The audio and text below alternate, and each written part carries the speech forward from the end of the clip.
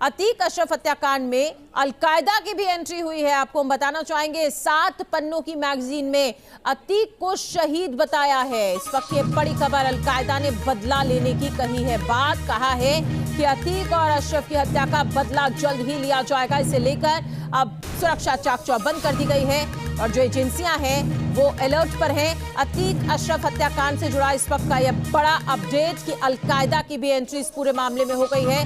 7 पन्नों की एक मैगजीन जारी की गई है जिसमें अतीक को शहीद बताया गया है। अलकायदा ने बदला लेने की भी बात की है। तो अतीक अशरफ हत्याकांड पर अब अलकायदा की धमकी सामने आई है। हत्याकांड पर अलकायदा ने बदला लेने की धमकी दी है। एक मैगजीन जारी की गई है, 7 पन्नों की ये मैगजीन जिसमें अतीक को शहीद बताया गया है। इस वक्त ये बड़ी खबर, लगातार इस पूरे मामले पर जांच तेजी से आगे बढ़ रही है और जांच तो बढ़ ही रही है, साथ ही साथ आए दिन नए नए खुलासे हो रहे हैं। अब आप देखिए अतीक अशरफ हत्याकांड से जुड़ा इस वक्त का सबसे बड़ा अपडेट ये है कि इस पूरे मामले में अलकायदा की भी एंट्री हो गई है। ग्राफिक्स के जरिए आपको हम दिखा रहे हैं आतंकी संगठन अलकायदा ने माफिया डॉन और बाहुबली अतीक अहमद और उसके भाई अशरफ अहमद की हत्या को लेकर भारत को धमकी दी। अतीक ISI और लश्कर से था रिश्ता। साथ ही आपको हम बताना चाहेंगे कि पाकिस्तान से मंगवाया करता था हथियार। एक बड़ा खुलासा हुआ है, अतीक ने सीमा पार से मंगवाई थी AK-47, AK-47 को सीमा पार से मंगवाया गया था। पंजाब में ड्रोन से आने वाले हथियार खरीदा करता था। अतीक के ठिकानों से बरामद हुए थे वो हथियार भी अतीक की निशानदेही पर ही ये विदेशी हथियार बरामद हुए थे। अतीक का ISI कनेक्शन ये सामने आया है। अतीक ने सीमा पार से मंगवाई थी AK-47। और अब आपको दिखाते हैं कि आखिर क्या है अतीक का पाकिस्तान कनेक्शन, जिसकी पुलिस फिलहाल जांच कर रही है।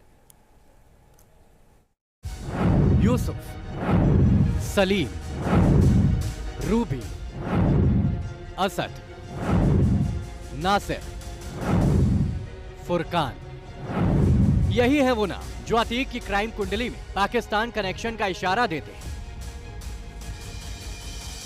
अतीक अहमद के सरहद पार के रिश्तों को लेकर एक बड़ी जानकारी सूत्रों के हवाले से सामने आई। जानकारी के मुताबिक अतीक सीधे तौर पर ISI के एक एजेंट के संपर्क में था। इस एजेंट का नाम था यूसुफ और पाकिस्तान में था इसका हैंडलर सलीम उर्फ पतला। यूसुफ ने ही अतीक को ISI से जुड़े लोगों से मिलवाया था। जांच में यह भी पता चला है कि अतीक से जुड़ी कुछ कंपनियों ने यूसुफ के अकाउंट में पैसा जमा किया था। अतीक का पाकिस्तान कनेक्शन यही खत्म नहीं हो जाता। कुछ और ISI के जासूसों से अतीक के रिश्तों की परतें खुल रही हैं। 2010 में रूबी और असद नाम के 2 ISI एजेंट गिरफ्तार हुए थे। इन दोनों की मदद अतीक गैंग ने की थी। मेरठ में पकड़े गए ISI एजेंट नासिर की मुलाकात अतीक के भाई अशरफ से हुई थी। 2011 में रुड़की में पकड़े गए ISI एजेंट फुरकान ने भी अतीक को अपना मददगार बताया था। इतने कनेक्शन सामने आ चुके हैं, कई और खुलासे भी हो सकते हैं। खुद पुलिस के सामने अतीक बयान दे चुका है कि उसके लश्कर तैयबा से संबंध है। तो क्या अतीक सिर्फ एक माफिया नहीं था, वो किसी एंटी नेशनल रैकेट का एक तार था जो सीधे पाकिस्तान से जुड़ा था। प्रयागराज से अविनाश सिंह के साथ टीम न्यूज नेशन। और इस पूरे मामले पर और ज्यादा अपडेट के लिए हमारे साथ हमारे सहयोगी अविनाश जुड़ गए हैं। सीधे उनका रुख करते हैं। अविनाश, फिलहाल इस पूरे मामले की जांच कहां तक पहुंची है? अब अतीक का पाकिस्तान कनेक्शन सामने आया है, जाहिर तौर पर इस पर अब जांच तेजी से हो रही है, नए नए खुलासे भी हो रहे हैं। फिलहाल इस पूरे मामले से जुड़ा क्या अपडेट आपके पास?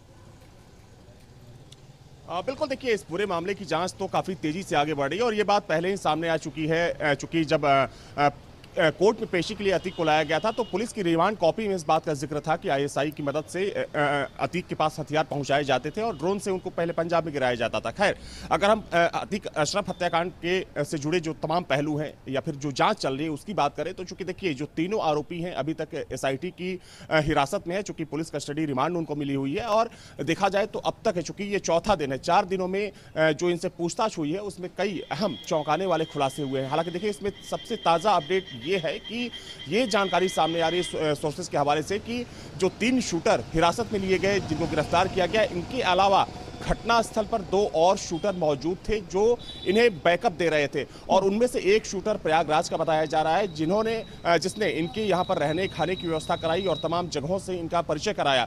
तो ये अब तक का सबसे ताज़ा अपडेट है। हालांकि इससे पहले की अगर बात करें तो चूंकि ये बात भी सामने आई है कि एसआईटी की पूछताछ में जो सनी है जो हमीरपुर का रहने वाला है उसने इस बात को कबूला है कि उमेश पाल हत्याकांड के बाद इन तीनों ने मिलकर अतीक और अशरफ को मारने का प्लान बनाया। चूंकि इनका यह भी कहना है कि ये असद की तरफ फेमस होना चाहते थे क्योंकि जब उमेश पाल हत्याकांड को अंजाम दिया गया उसके बाद असद का जिस तरीके से वीडियो वायरल हुआ अविनाश आप रहे हमारे साथ, आपके पास अब लौटते हैं। तो जांच तेजी से आगे बढ़ रही है लेकिन